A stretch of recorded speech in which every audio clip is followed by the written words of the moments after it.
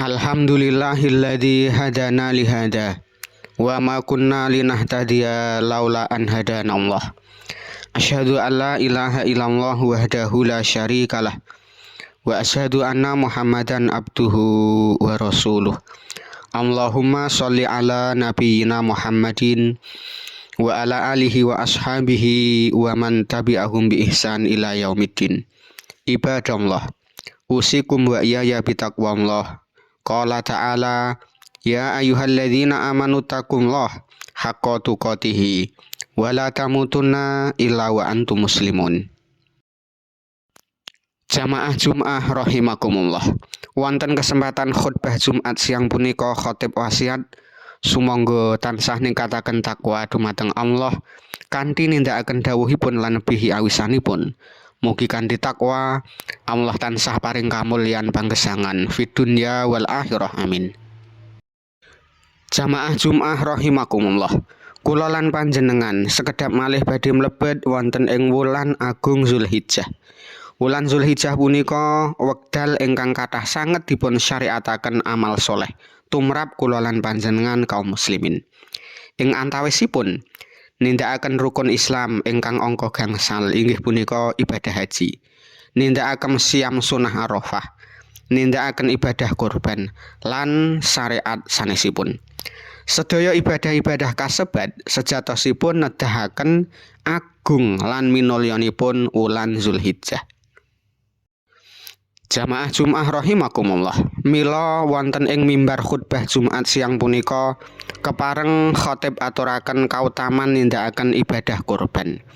Mugi kanthi mangertosi kathahipun kautaman ibadah kurban, kula lan panjenengan tambah semangat nindakaken kurban wonten ing taun punika. Kautaman ingkang angka sepisan inggih punika bukti raos syukur.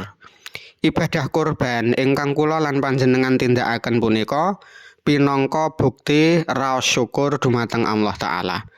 Syukur punika boten sekedar amalan lisan kanthi ngucap alhamdulillah, ananging syukur punika kedah dipun lampahi kanthi nindakaken ketaatan dumateng Allah Subhanahu wa Ta'ala.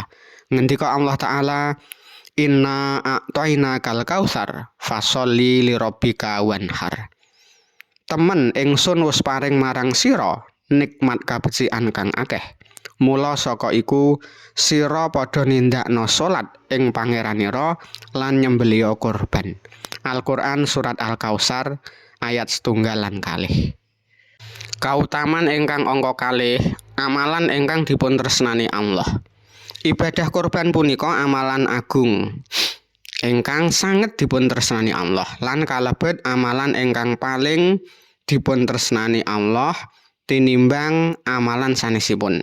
Ngendika Rasulullah sallallahu alaihi wasallam, ma amila adamiyun min amalin yauman nahri ahabu ilallah min ikhraqid dam.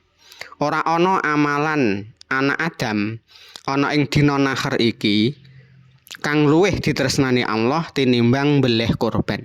Hadis riwayat Imam Turmudi.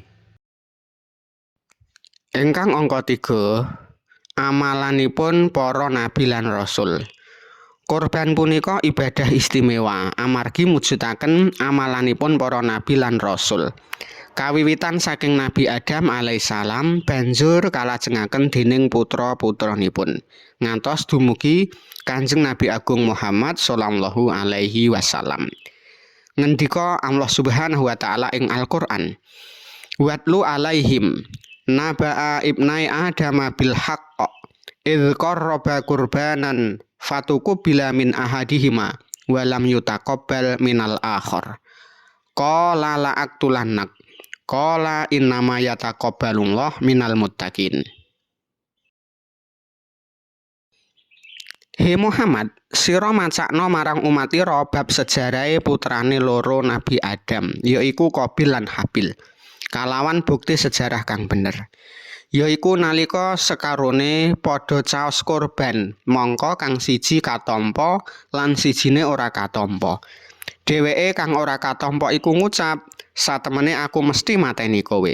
Dheweke kang katampa mangsuli, Saktemene Allah hamung anampa kurban saka amale wong kang padha takwa marang panjenengane. Al-Qur'an surat Al-Maidah ayat 17. Jamaah Jumat rahimakumullah.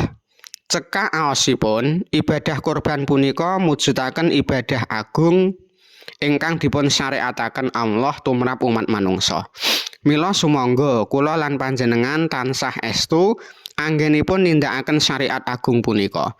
Mugi kanthi nindakaken ibadah kurban kula lan panjenengan tansah kagolong umatipun Kanjeng Nabi Agung Muhammad sallallahu alaihi wasallam.